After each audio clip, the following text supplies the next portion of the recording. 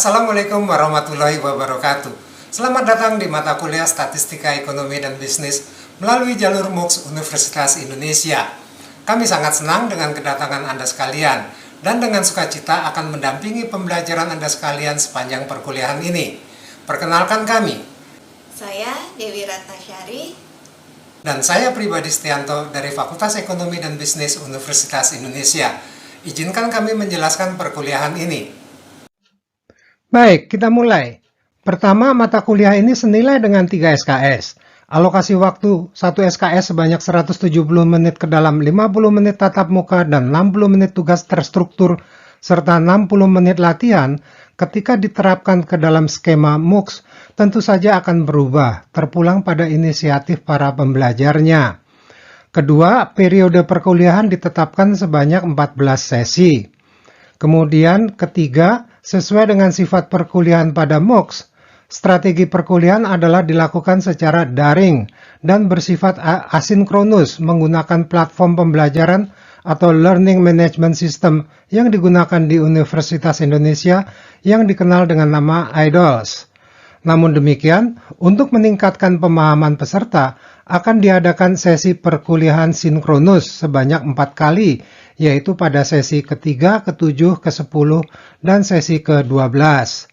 Selanjutnya, pendekatan dalam pembelajaran ini tentu saja akan sangat student-centered dengan inisiatif peserta menjadi kunci keberhasilan studi. Peserta aktif mencari untuk pengetahuannya sendiri, khususnya dari bahan-bahan yang telah disediakan berupa video, handout, dan rujukan buku teks mata kuliah ini. Selanjutnya, metode pembelajarannya sangat mendorong adanya kerjasama dalam kelompok kecil agar para pembelajar dapat saling mendapat dan memberi pemahaman atas topik-topik yang dipelajari. Fasilitas kerjasama tersedia di LMS IDOLS untuk setiap sesinya. Silakan Anda mempelajari tata cara menggunakannya. Selanjutnya kami akan menjelaskan buku rancangan pembelajaran. Ya, buku rancangan pembelajaran atau BRP. Pertama adalah bahwa BRP merupakan garis besar materi dan proses perkuliahan yang disediakan pada posisi sangat awal di IDOLS. Silakan Anda baca dengan cermat hingga tuntas kandungan BRP mata kuliah ini sebelum meneruskan menyimak presentasi ini. Ya, sempatkan membacanya terlebih dahulu untuk memudahkan pemahaman presentasi ini. Buatlah catatan singkat isi kandungannya untuk dikonfirmasi ketika menyimak presentasi ini. Dapat dikatakan bahwa BRP merupakan peta jalan dari perkuliahan ini, mulai dari deskripsi, capaian pembelajaran mata kuliah atau CPMK, beserta subcapaiannya, dengan materi per sesi perkuliahan, bahan bacaan rujukan utama, indikator pencapaian sub-CPMK, dan evaluasi pembelajaran. Indikator pencapaian sub-CPMK menjadi pedoman dosen dan mahasiswa dalam menilai hasil kerja yang sudah dicapai untuk setiap sub-CPMK. Sebagian kandungan BRP per sesi akan disajikan di IDOLS pada setiap sesi untuk memudahkan Anda memahami apa saja cakupan topik dan subtopik serta indikator pencapaiannya pada setiap mengawali proses per sesi. Mari kita lanjutkan.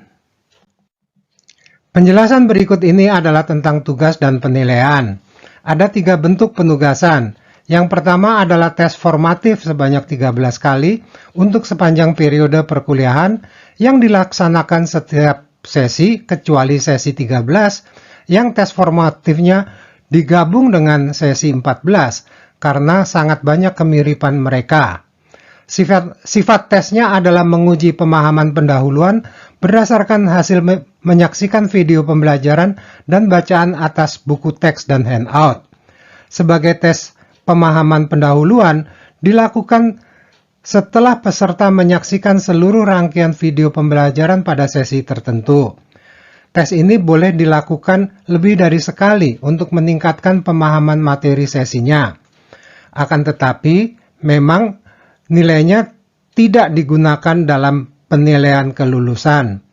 Namun demikian, pengerjaan tes ini menjadi prasyarat untuk dapat mengerjakan aktivitas pembelajaran berikutnya. Cara mengerjakannya adalah dengan menjawab pertanyaan pilihan ganda dan pilihan majemuk di IDOLS. Juga ada tenggat pengerjaannya yang dapat diperiksa di BRP maupun di IDOLS. Kemudian ada tes sumatif yang nilainya merupakan dasar dalam penetapan kelulusan. Tes ini akan dilakukan sebanyak 7 kali dengan bobot bagi penilaian kelulusan berbeda-beda sesuai yang dinyatakan pada BRP. Jadwal pelaksanaan tes ini adalah setelah peserta menyelesaikan tes formatif untuk sesi ketiga, keempat, keenam, ketujuh, ke-10, ke-12, dan ke-14. Materi yang digunakan adalah untuk bahan yang sudah dipelajari sampai dengan sesi diselenggarakannya tes dan belum pernah digunakan sebelumnya. Maksudnya, tes sumatif yang pertama pada sesi ketiga berarti bahannya mulai dari sesi 1 sampai dengan sesi 3. Kemudian tes sumatif sesi 4 berarti bahannya hanya mencakupi materi pada sesi keempat. Dan tes sumatif sesi ke-6 menggunakan bahan dari materi sesi 5 dan 6. Selain menjadi dasar penilaian kelulusan, pengerjaannya juga menjadi prasyarat bagi dilakukannya aktivitas pembelajaran sesi berikutnya. Cara mengerjakannya adalah dengan menjawab pertanyaan pilihan majemuk serta jawaban isian di IDOLS. Juga ada tenggat pengerjaannya yang dapat diperiksa di BRP maupun di IDOLS. Kemudian ada penugasan ketiga, yaitu mahasiswa membuat kesimpulan tentang pembelajaran untuk per sesi.